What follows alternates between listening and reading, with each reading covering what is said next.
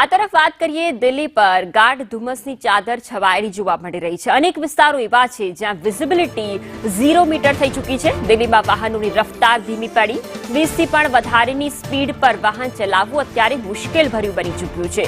Emergency લાઇટ્સનો સહારો લેવો પડે તેવી સ્થિતિ દિલ્હીની અંદર જોવા મળી રહી છે। દિલ્હીમાં ગાઢ ધુમ્મસનું ઓરેન્જ એલર્ટ જાહેર કરવામાં આવ્યું છે। દિલ્હી ઉપરાંત નોઈડા એનસીઆરમાં પણ ધુમ્મસની ચાદર જોવા મળી રહી છે।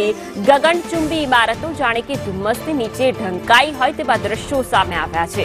ભારે ધુમ્મસને કારણે ફ્લાઇટ્સને પણ અસર પહોંચી છે। અનેક એવી ટ્રેન્સ છે જે મોડી પડી રહી છે। દિલ્હી એરપોર્ટ પર વહેલી સવારથી 0 વિઝિબિલિટી જોવા મળી રહી છે।